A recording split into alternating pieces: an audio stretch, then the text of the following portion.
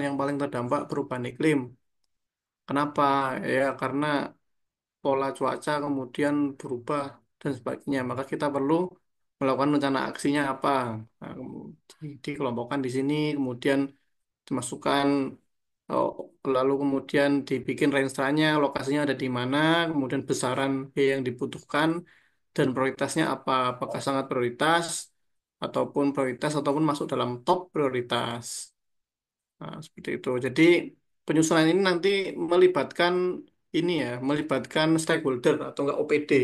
Kayak dalam suatu daerah itu ya berarti melibatkan, katakan satu kabupaten atau kota, berarti melibatkan Bapeda, lalu kemudian dinas-dinas terkait, terutama dinas-dinas yang paling terdampak dalam perubahan iklim. Kalau misalkan dinas di situ dalam satu daerahnya adalah masyarakatnya banyak bertumpu pada pertanian dan berpotensi gagal panen. Nah, maka dinas pertanian lah di situ yang menjadi leading sektor. Lalu kemudian disusul oleh dinas-dinas lain seperti itu. Lalu setelah kita, oke.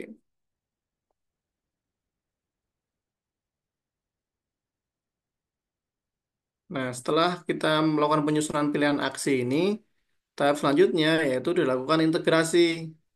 Nah, integrasi ini penting juga. Jadi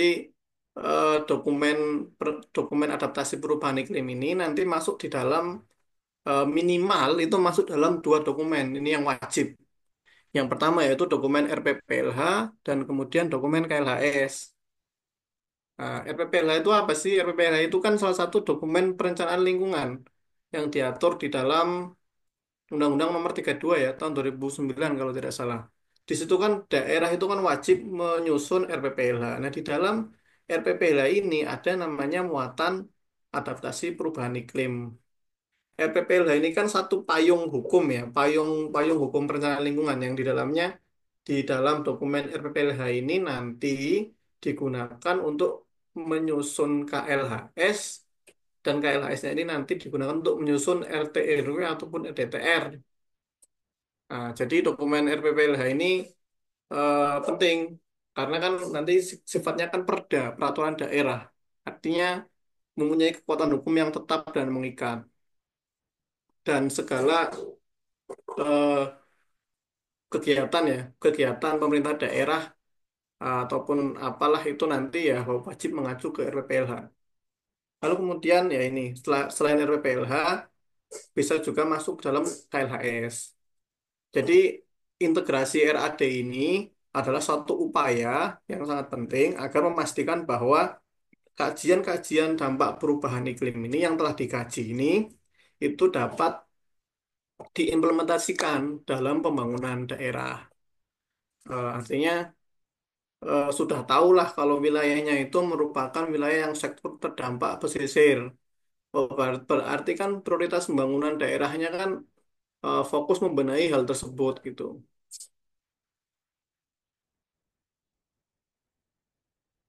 Oke, masuk.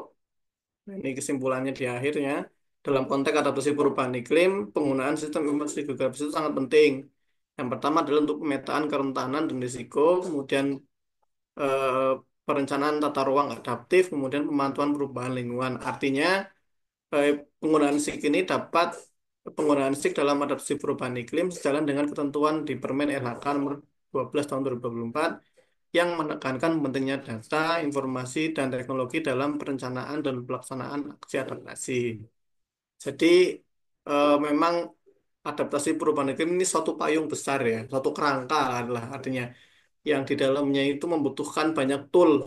Nah, tools yang paling eh, katakanlah yang paling canggih ya, yang paling relevan ya, ya sistem informasi geografis untuk mengetahui SIG ini, untuk mengetahui dampak dari perubahan iklim ini.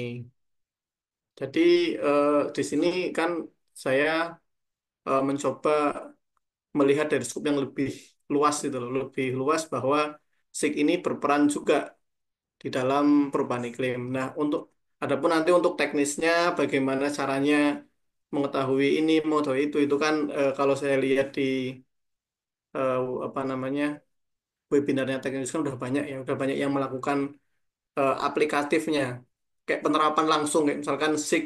untuk pemetaan perubahan apa itu kan udah banyak dilakukan. Nah, di sini saya ingin apa ya namanya menarik ke lebih atas bahwa oh kegiatan tersebut itu perlu.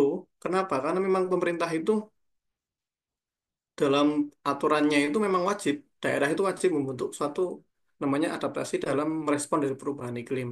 Karena kan Indonesia itu kan masuk di dalam Paris Agreement ya.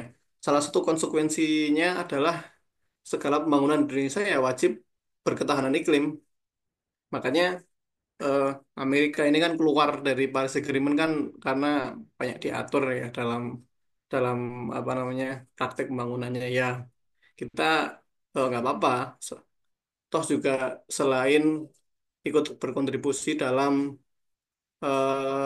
penurunan emisi gas global juga masuknya Indonesia di dalam Paris Agreement itu secara nggak langsung kita juga mendapatkan banyak pendanaan dari luar negeri itu terutama dalam perubahan iklim. Oke, mungkin sampai ini dulu ya Mbak. Selanjutnya mungkin saya serahkan kembali ke moderator. Terima kasih. Baik, terima kasih Mas Danang atas penyampaian materinya. Selanjutnya